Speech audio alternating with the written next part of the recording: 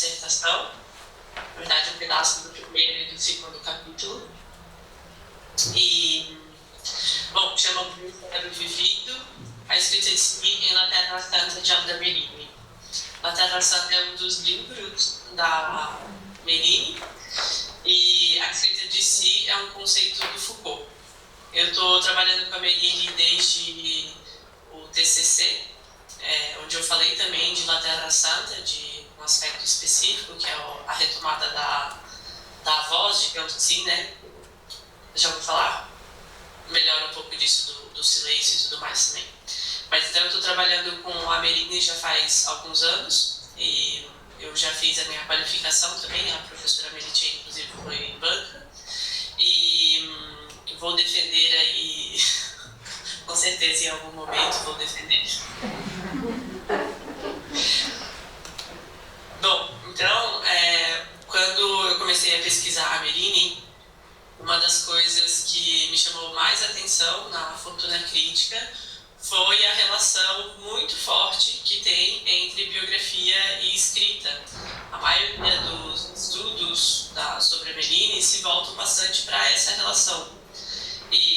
Porque, por exemplo, ela vai dedicar poemas a pessoas que ela conhece, ela vai nomear essas pessoas nos versos, não só na dedicatória. Vão ter poemas que são como uma dedicatória, tipo para Gianni Sciavilla, por exemplo, que é um editor italiano. Então eu fui começando a perceber esse movimento quase como uma necessidade de a autora registrar a própria vida.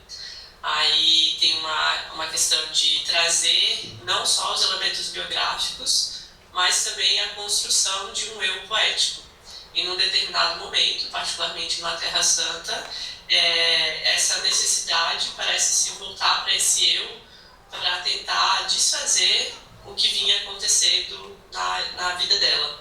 Porque a Merini nasceu no começo da década de 30, ela começou na cena cultural milanesa na adolescência, no final dos anos 40, e publicou o primeiro livro em 1953, que chama La Presenza di Orfeu, esqueci de passar, que é o livro de estreia dela, que é um livro que reúne vários dos poemas que já haviam sido publicados em revistas, em coletâneas, né? Ela já tinha uma certa presença na cena cultural milanesa quando esse livro foi publicado.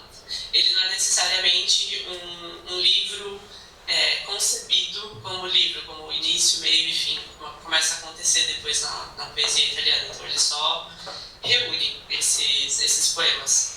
E nesse primeiro momento, né, que a gente vai ver como se divide em pelo menos dois momentos, duas fases de escrita, La Presenza di Orfeu é o primeiro de 4 livros. Então ela estreia em 1953 e até 1961 ela publica outros 3 livros. O último chama Tu sei Pietro, foi publicado em 1962, na verdade o título é Tu sei Pietro, anno 1961.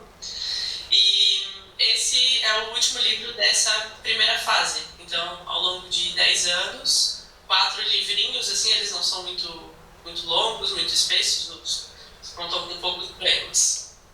Depois disso, ela só volta para a cena cultural italiana nos anos 80. Aí o que acontece, né, nessa trajetória, entre 1960 e 1980, ela fica internada no manicômio Paulo Pini de Milão.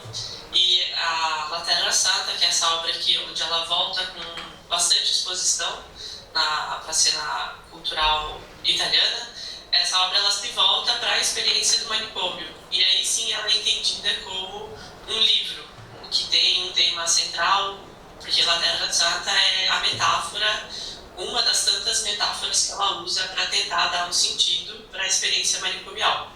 E aí esse livro, então, se constrói de maneira mais, vamos dizer, um pouco mais centralizada, assim, né? Ele se volta mais para o mesmo tema.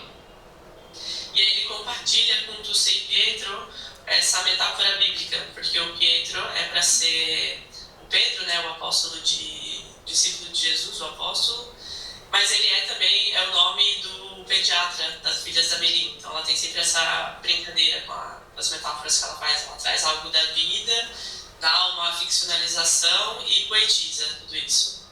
Mas então, aqui tem mais ou menos esses dois momentos, né? A presença de Orfeu estreia o primeiro momento, La Terra Santa estreia o segundo, e ali no meio tem um ínterim de silêncio. E no meu TCC eu estudei um pouco como que esse silêncio aparece na obra La Terra Santa. Aí, em dois críticos, principalmente, que vão trazer essa ideia de dois momentos da escrita da Meline. O primeiro é o Giovanni Rabboni, que além de amigo da Meline também é um grande poeta italiano.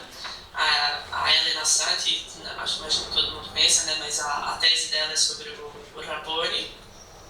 E tá piscando para vocês também a tela?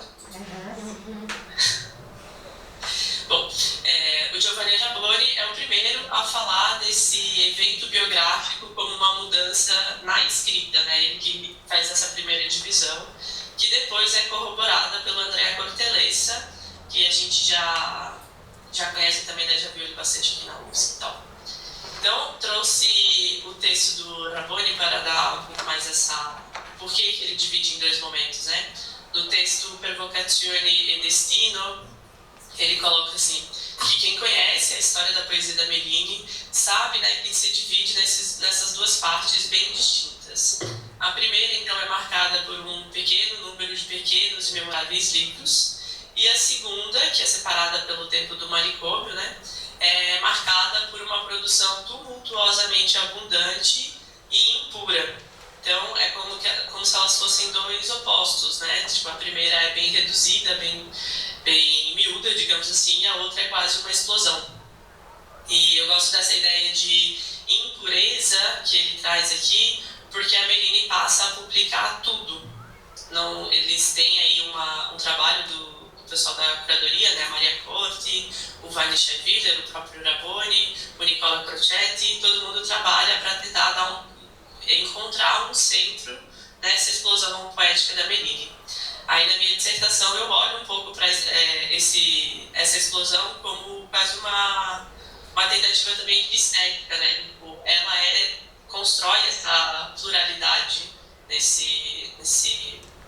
escrita, então tem também esses momentos de impureza, poemas que são puramente testimoniais.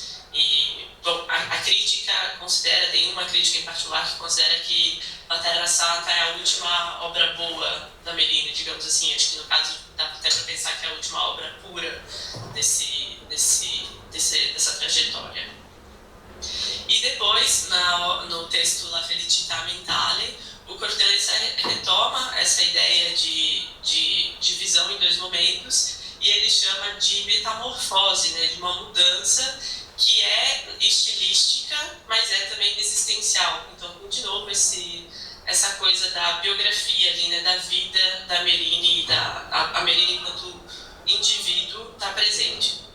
Então, conforme eu fui discutindo isso com a Patrícia, nos nossos encontros também que a gente teve no último ano, o que veio à tona foi, tipo, mas que conceito, né, poderia me ajudar a entender essa forte presença biográfica, né, o que poderia ajudar a ler. E aí a gente chegou em Escrita de Si, que é um texto do Foucault, do último Foucault em particular, em que ele coloca, né, ele fala das tecnologias em si mesmo, os modos com que o indivíduo pode cuidar de si, e ele dá uma atenção especial para a escrita. Então, já que está tudo piscando, eu vou ver se o próximo não pisca. Né, nesse texto que está na Ética, Sexualidade e Política, ele vai falar então que tem diferentes técnicas que o indivíduo pode ter para se conhecer, e a partir desse se conhecer, ele pode cuidar dele mesmo. E uma das técnicas que ele vai analisar desde de literatura antiga, por exemplo, de filósofos da Roma Antiga e tal, ele vai dar atenção para a escrita. Então ele fala que a escrita oferece tudo aquilo que se fez ou se pensou a um olhar possível. Ele fala: o fato de se obrigar a escrever desempenha o papel de um companheiro, suscitando o respeito humano e a vergonha. Então é um jeito que a gente, enquanto seres humanos, temos de criar uma relação com nós mesmos, né, que dá esse sujeito ético que se relaciona consigo. E um outro detalhe desse conceito do Foucault é que ele fala que a escrita tem uma função etopoética, que é de transformar a verdade em ethos, né? Então é algo que transforma o sujeito. Essa noção é retomada pelo Agamben mais tarde, justamente a ideia de transformação. Ele vai falar da alquimia, né, no álbum alquímico.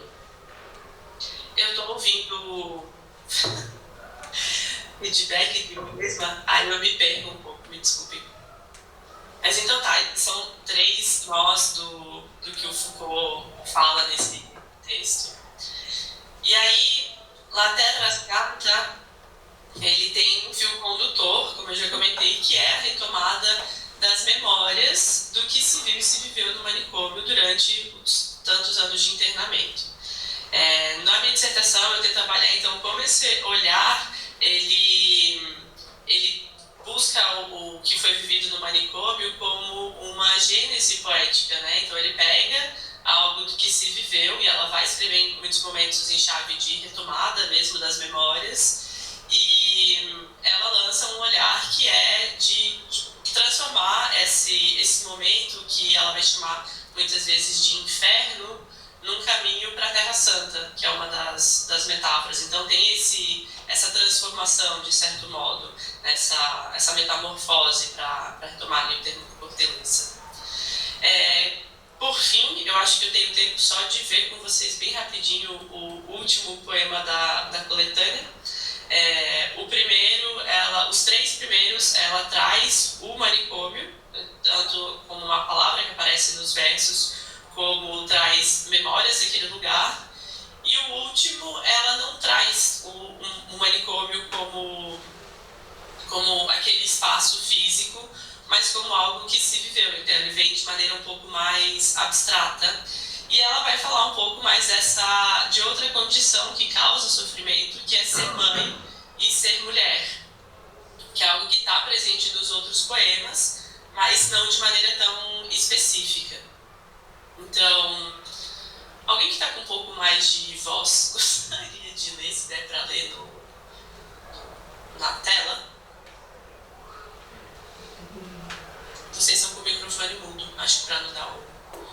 Não estou ouvindo. Está muito pequenininho. Só se aproximar. Patrícia vai, né?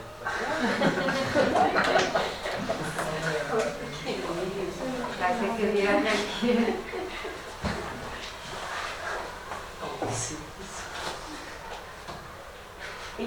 Il mio primo trafugamento di madre avvenne in una notte d'estate, quando un pazzo mi prese e mi adagiò sopra l'erba e mi fece concepire un figlio.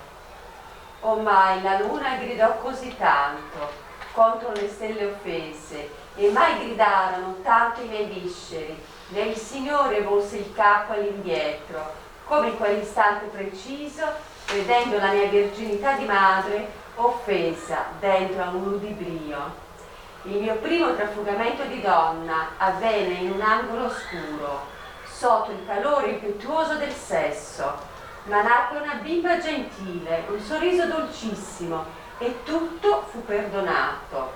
Ma io non mi perdonerò mai, e quel bimbo mi fu tolto dal grembo e affidato a mani più sante. Mai fui io ad essere oltraggiata, io che salì sopra i cieli per avere concepito una Genesi. Muito obrigada, Patrícia.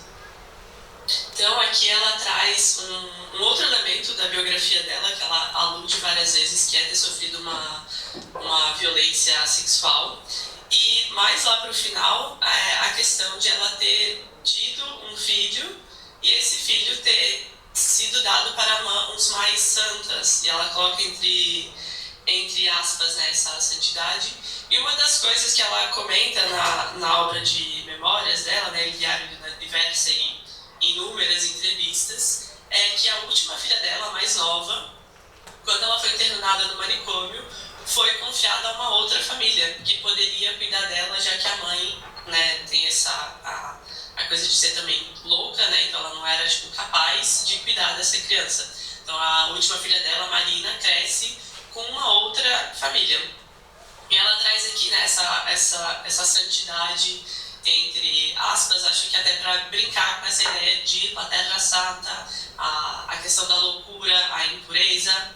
E ela fala que ela, né, ultrapassou os céus para poder conceber uma Gênese, que em outros momentos vai ser justamente poder voltar a escrever poesia, que coincide ali com o período de recuperação dela. Os últimos anos no manicômio é quando ela volta a escrever, e é também quando ela recebe alta, digamos assim, do manicômio em Milão. Aí eu queria trazer justamente só para ver como ela vai construindo essas memórias da vida, parece que num movimento desse eu poético que brinca ali com o eu indivíduo, né, o eu Alda Merini, que é mãe, que é mulher, que teve a sua filha roubada, de certo modo, né, foi confiada a outras pessoas, que sofreu uma violência sexual. Tudo isso vem nessa escrita que não chega a ser biográfica, por outro lado. Então, o conceito do Foucault de escrever para retomar os fatos da própria vida, para criar uma verdade, me parece que ajuda a entender um pouco essa constante retomada dos eventos da própria vida na Alda Merini. Aí eu trouxe esse pedacinho do... Eu não discuto esse poema na minha dissertação, mas às vezes a gente também se cansa de os mesmos poemas de novo e de novo. E aí quis trazer esse outro para ver como que se encerra essa publicação, onde ela volta a ter uma presença na cena cultural italiana. E nesse mesmo ano, de 84, ela publica um outro livro chamado La Terra Santa e Altre Poesia, que daí é uma decisão, até para retomar a fala da Fabiana, é uma decisão de editora que é muito diferente do La Terra Santa, porque teve uma pessoa diferente que organizou os poemas dentro dele. Mas era isso que eu ia trazer para discutir com vocês hoje. Obrigada.